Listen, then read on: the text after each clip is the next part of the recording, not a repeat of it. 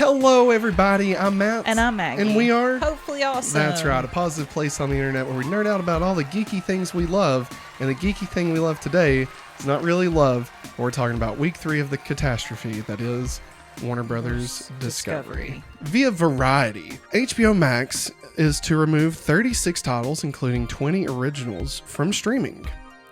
Taking off the titles from streaming will cut costs by removing lesser watched programs to save money on residuals. I believe this is still a sub-part of the story. 20 original HBO Max shows will be taken off the platform, including teen drama Generation, animated anthology series Infinity Train, holiday-themed reality dating show 12 Dates of Christmas, and Sesame Street spin-off The Not Too Late Show with Elmo. It is currently unclear whether they will be made available on DVD or rental services, or if their removal will result in them becoming completely inaccessible. Lost media. This also includes 200 episodes of Sesame Street. Yeah. All right. So that's the first bit of news here. Obviously, that story evolved a little bit over the week. So we started with that bit of information that came out on Monday. And then by the time we hit Friday, we knew a little bit more of what was being taken off. This is a bunch of shit. Like, yeah. Just gonna go ahead and say it. This sucks. Like, I mean, talk about just, okay.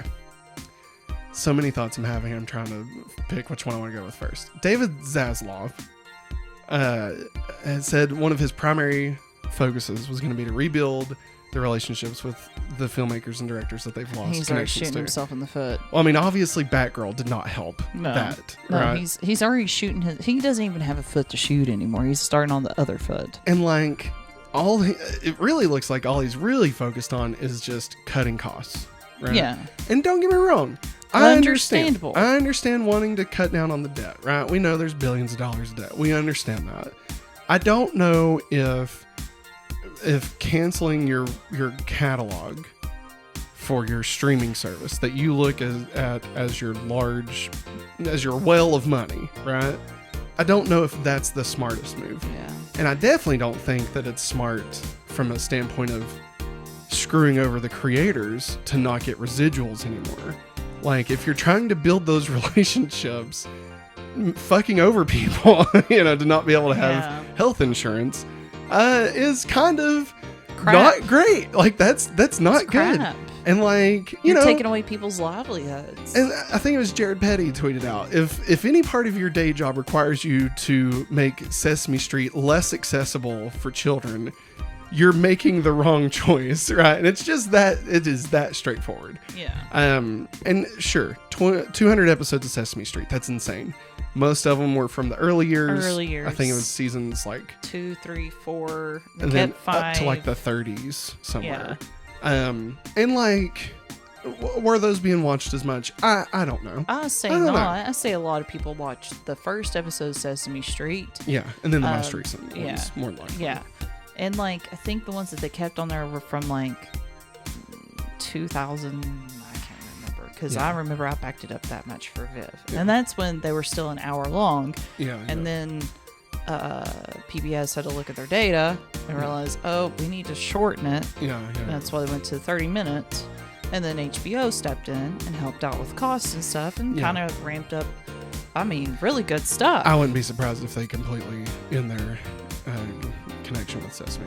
And honestly, at that point, somebody else needs to step in. Well, somebody be stupid just to leave that line there. Yeah, I mean, I could see, honestly, in a perfect world, Disney being the sugar daddy to Sesame Street would be wonderful, because they have all the resources, the good PR from it. I mean, they're not going to make money off of that, but like, I think that's just a thing that they can hold up and be like, we care. Yeah. Because we have made sure Sesame Street can be watched by anybody, you know? But I could even see somebody like Peacock, Apple TV, I could totally see being like, oh, we're the home of Sesame Street. They got Fraggle Rock. Yeah. So, I mean, there's those bridges. So I could see it going, honestly, even, I think Paramount even kind of has a connection because Nickelodeon and PBS did Noggin. That's where Noggin first came from. So, I mean, any of like the big players now, if HBO drops it entirely, which I could totally see. I mean, at this point, fucking anything is on the table with Zaslav, apparently. I'll look for him if the way he's already, classified HBO and Discovery as, the gender Jesus, the roles that he's already bestowed upon the two separate Fandoms companies and genre domes. Yeah, I could see him completely cutting all the cartoon stuff and even the kids stuff, and that'll all be gone. Like, can you imagine if Cartoon Network and Adult Swim's up on the table for somebody? I mean, dude, that's the thing. This is the most, soulless decisions behind art, right? That we've seen in the modern day. And, I know people can say what they want to say about Star Wars and Disney, and at least the people that were still involved wanted to make good products, right? Yeah. This is just...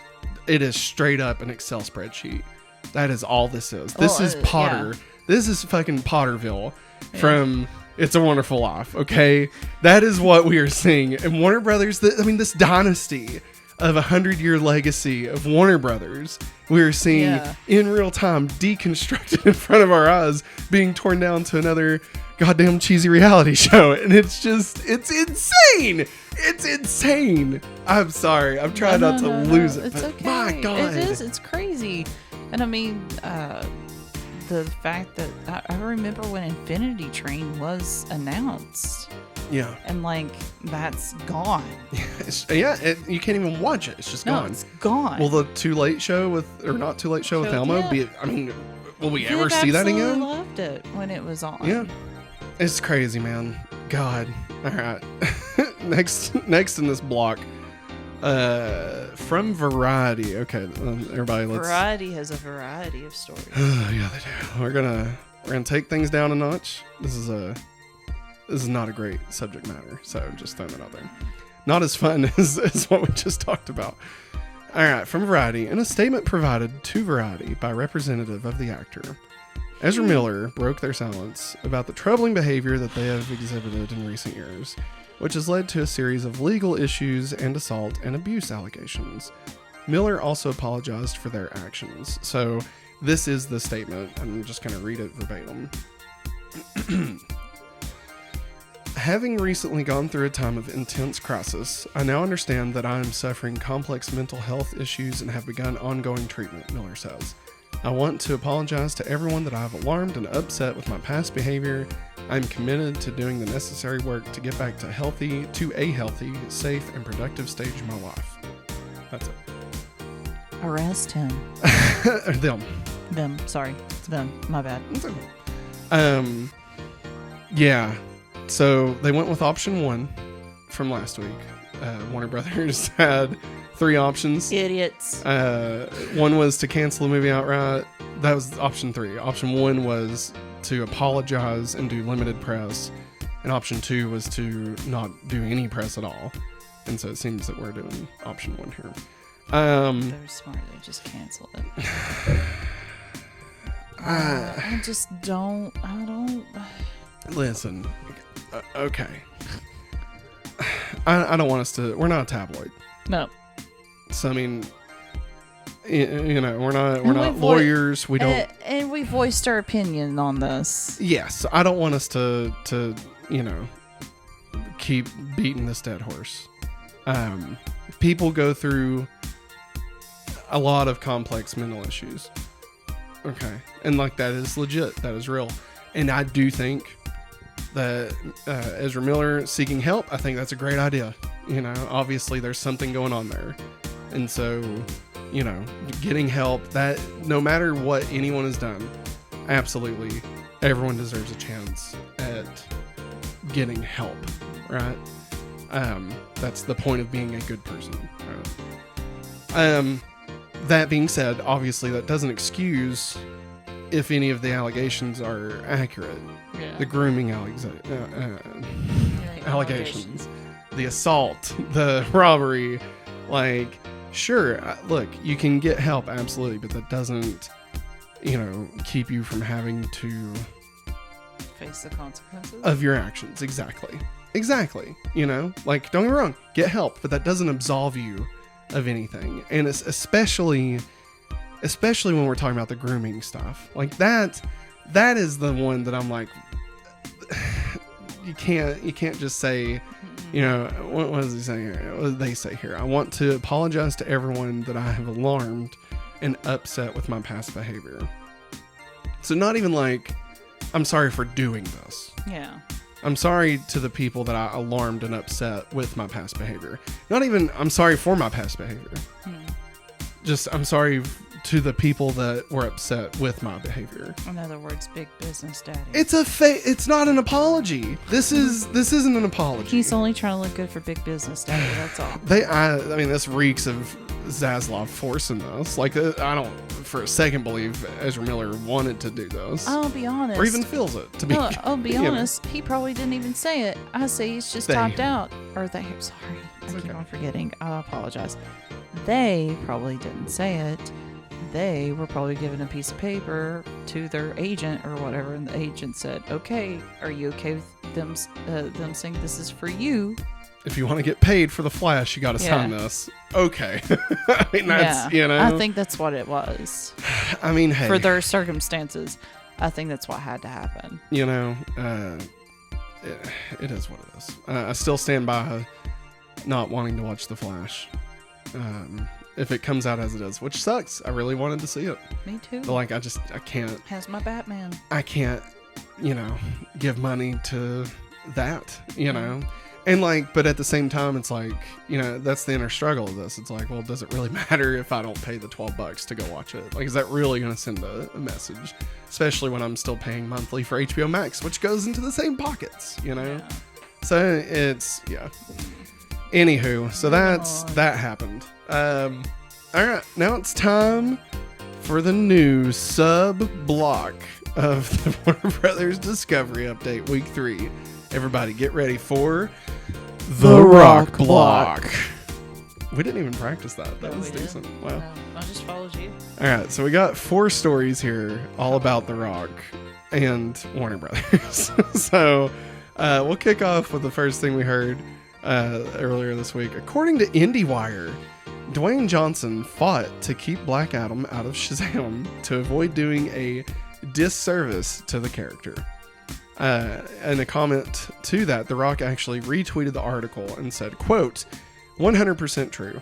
The original script had both Black Adam and Shazam establishing their origin stories in one film. I fought hard for both characters, plus the JSA, to have their own standalone films for the fans to enjoy, and protect Black Adam's ruthless and extremely violent tone as we build out DCEU. Hashtag DCEU. Let's pause there. What do you think about that?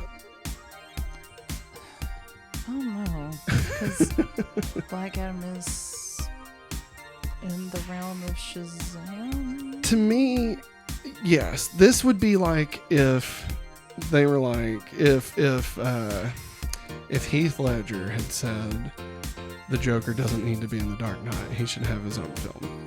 Like, so that tonally he can, and then, you know, whatever, right? Yeah.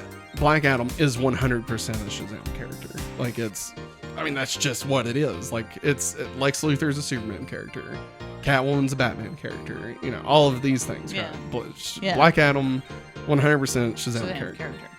I'm not against. Here's a couple things. One, I'm not against giving Black Adam his own movie. No. That's fine. I'm not against giving him an origin and then letting them fight eventually. Sure, that's fine. But what this says is that he doesn't want that to happen, period. Yeah. Because Shazam is too kiddie.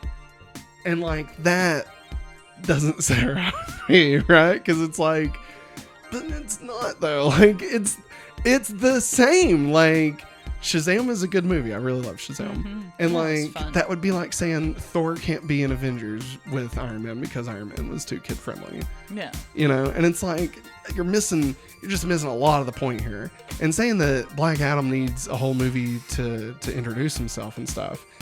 Okay.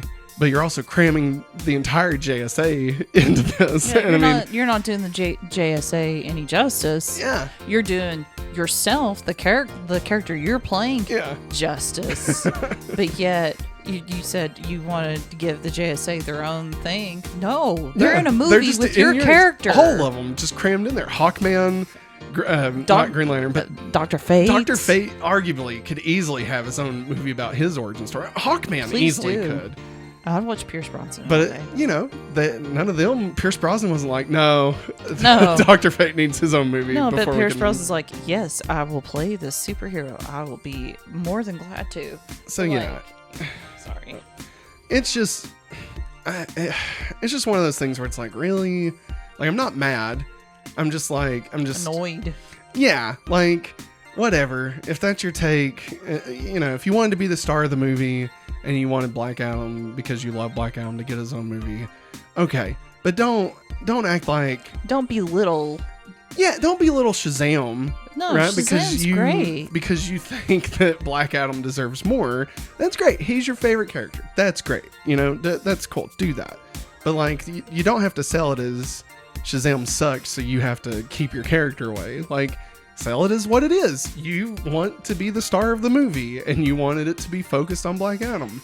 Say that. Don't talk shit about Shazam. Or don't say anything at all. Yeah, I mean, that's honestly... Really that's stirring the pot so everybody can look at you. I'm sorry. Yeah, I don't think... That's the way I'm taking it as. I forget who tweeted out, but somebody said, I don't think fans are going to take this the way you think they are.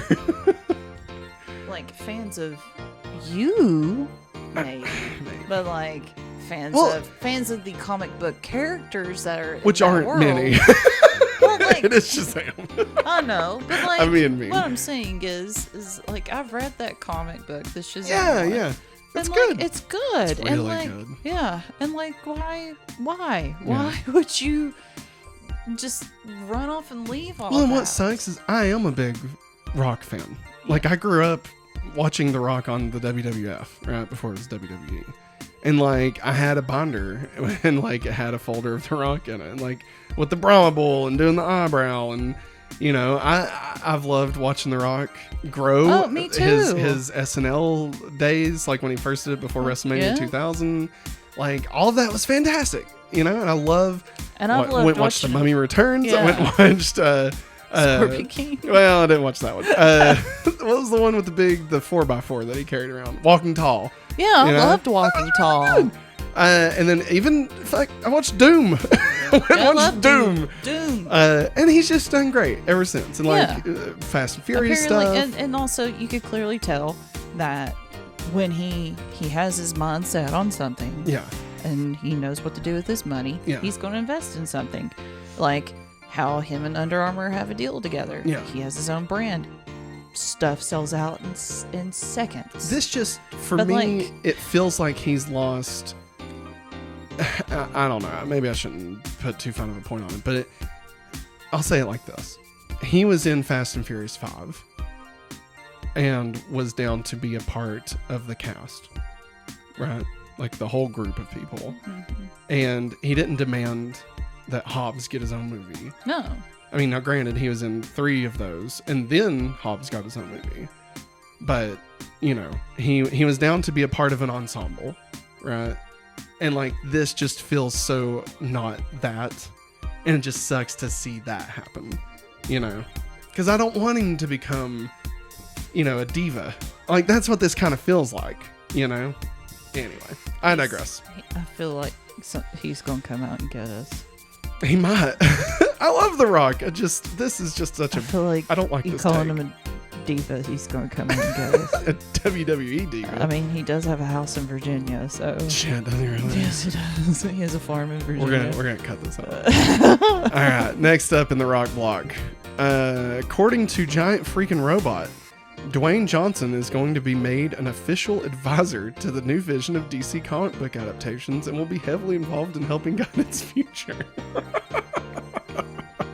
Hey, let's not listen to the people that's wrote comic books for years, or at least has, he's got experience in the movie business, but we need somebody that needs a little bit of the universe stuff. The Rock makes money on movies. Maybe he should have creative control of our entire... I mean, what could go wrong with giving a singular vision person entire creative control over the entire DCEU, surely that couldn't lead to anything that would be not well received by fans or non-fans alike. Surely. Every DC Surely movie not. that's going to be released from here on out. As From Black the Adam. creative mind of Dwayne "The Rock" Johnson. Or from the producer of Black Adam. Don't get me wrong. The Rock has a great mind. Like, Yes. I mean, look at his career, Yes. right? Yeah. Look at, he created the role of The Rock. Like, he made that his own, right? And so, like, he obviously has a creative mind, and he's been able to conquer multiple worlds of stuff, of, you know, different aspects of business, right? And I do not want to sell him short at all. He has done a lot of great things. Making him the new Kevin Feige for DCU just seems misguided. A little rash. Yeah, like let's Alright. see how Black Adam does. All right, I know Super Pets has done has done okay. Let's just get Black Adam. Let's just let Black Adam come out. If it makes $3 billion, I mean, did The Rock even co-write it or anything? Like, I mean, as far as I'm aware, he's just there, right? I mean, Quit laughing like Tom Cruise. I walk into the theater yesterday. I saw the Super Pets poster and I was like, shit. I really want to watch Super Pets. No. I mean, at least I will say this. At least they weren't saying this about like the guy that made Joker. Not Joaquin Phoenix, Todd Phillips. Yeah. At least they weren't like, well, this made $1 billion. We should let him Todd craft Phillips. the DC. You go for it, man. God, Everything what just- a world that would be. It's just a 70s DC. Nasty looking hole. I know how we could make the DCU work better. Darker. Let's go even Dirtier. darker than Batman v Dirtier. Superman. Even darker. Dirtier. Superman's shooting up heroin in an alley. Apparently that happened. What didn't that start happening in the 70s with the comics? Like they started showing, or the 80s that was comic books that, that showed was- the superheroes shoot up drugs. that was Oliver Queen's sidekick, Speedy. Yeah. Roy. I think that was his name, Roy. Roy. Yeah, that. I can lean up now. Anyway, so yeah. All right. Are you going? Next part of the story here. I think this is the last part of our rock block. Johnson says that. Well, okay. Actually, that was the subtext. I have to read the top part first. The Rock wants DC and Marvel to crossover. Right. Johnson says that while pushing for more DC integration, he even wants to take on the heroes over at Marvel. I'm optimistic, he smiles. Just my nature is optimistic, and especially when it comes to creative, especially when it comes to movies, and especially when it comes to the pantheon of DC superheroes and supervillains. Across the street, we have the pantheon of superheroes and supervillains of Marvel. To me, they can not only exist, but they should, in my mind, cross paths one day. Pantheon. I feel like he had a. I was being mean. That was gonna be mean. I'm not gonna say it. No. That's too much. Here's the thing. I'm not against a DC Marvel crossover. They've done it in the comic books. It happens from time to time. I'm not against it. I think right now there's no way in hell that Kevin Feige lets any of that get anywhere near his characters. There's no way. Now, there's a slight chance of like a Spider-Man DC crossover because Sony just doesn't give care. a fuck. They will do whatever the hell they want, right? So I could see that. But no. Kevin Feige, there's no way. There's no chance. Play the Vince McMahon music because there is no chance in hell that this is happening, all right? My God. There's no way. And this is the guy now that's going to have the the creative advisor role at DC. Like, what if we just crossed him over with Marvel? That's a great, you know what? That's a great idea.